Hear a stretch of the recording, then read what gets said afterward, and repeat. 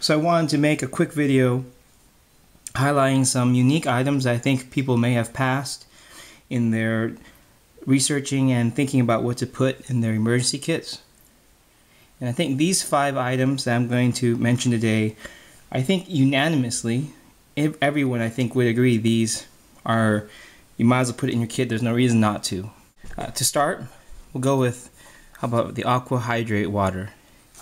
Now for those of you who have never pushed yourself too hard physically, as you really start to push yourself, there's that point where you start to feel nauseous.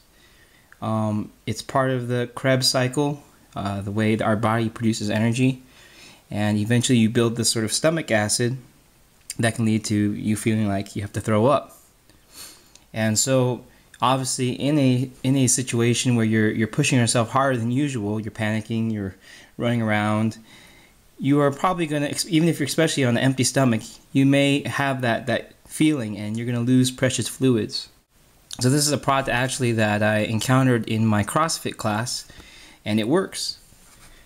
This sort of pH balancing water, I would suggest that if you're going to put water in a water bottle and leave it, contaminated free, you don't want to obviously build bacteria. So I recommend, washing your water bottle thoroughly and then filling it up with completely brand new water direct from the bottle, and then not touching it after that.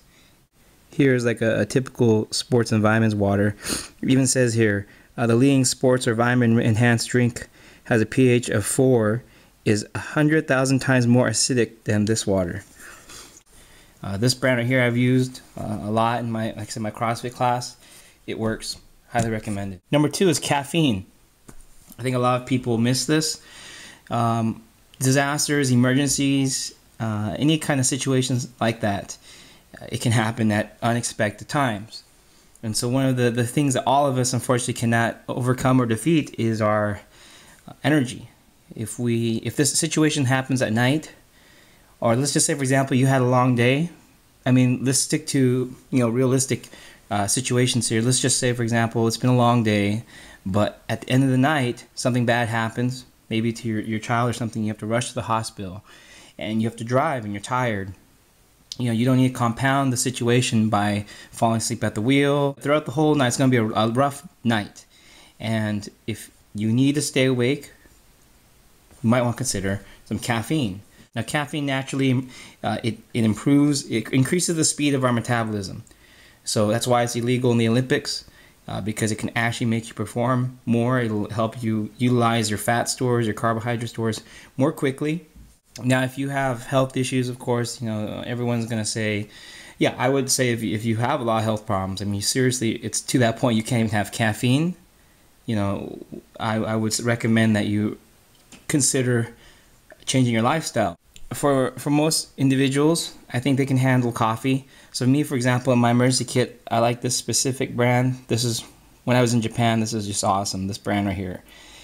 This is imported. I get this from my local Japanese supermarket. It's also in a metal container that has a screw top that's watertight. So to me, this is like a backup water bottle. At the same time, I can leave it again sealed, brand new, with black coffee inside. And that'll get me through at least 12 hours staying up, no problem. And you have alternatives. You can consider, I've never used this one yet, but this sort of military caffeine gum, that's a ton of caffeine per piece. Like, that's insane amounts. I don't know if that's even safe, and this has no FDA recommendations or approvals. So this is a little bit nerve-wracking. Back in the day, I don't know if Jack Chan still makes this, but oh my god, same thing, little packets, green tea powder. The guy is insane. The same thing, it's 100 milligrams. It just makes you twitch. It makes you feel like you're gonna die. I don't recommend this really, but you understand there's options out there. You can go to the local sports nutrition shop, see if they have some kind of caffeinated packets. You can buy even powdered coffee and have that in your emergency kit, just in case. Caffeine, which may, especially if it's coffee, it may increase your stomach acid, but there's lots of caffeine products, no dose. Either way, the idea of trying to stay awake. I have a review of this coming up very shortly. This is the Firestarter Pin. Now this, to me, is again an essential. You're going to write, whether it be boarding times, you need to write down some information, a phone number, an address. You need a pen. That's common. But then to have one that can also be used to start a fire, that is awesome. Now, in my review, I detail exactly my opinions about using such a tool, but practically everybody will agree. They say, hey, we need some sort of fire making. That's debatable in my mind, but if everyone else agrees upon it, then you might as well agree that, hey, this is a more practical way to have that in your kit, rather than having this completely, specialized one individual, tool in your kit that takes up space, a fire striker and ferro rod. This here is something practical. It's compact. It'll fit in your pen. Every single backpack out there, tactical gear has a pen slot, so you can just hold it, carry it simply. It's discreet. It's compact, and it has dual purpose. And and it has a whistle too. And if you have to strike somebody with it, you want to fight with a pen, go by all means. You can do that too. But again, it is, everyone's going to have a pen in their kit, and everyone always wants to have fire making in their kit. So, bam! Now you have that plus a whistle, and a somewhat self-defense implement. Again, look for my review coming up. But I think that is an essential piece. So for me, this is in all my kits. I think it's awesome. A lock. The last thing you want while you're running around is for anything to fall out. If you have your backpack on and it gets snagged and the zipper pulls open, or you're in a subway station. I don't know if people have traveled much, but in a lot of places, when you travel and you're in a crowded environment, you're in a crowd, people will like to pickpocket.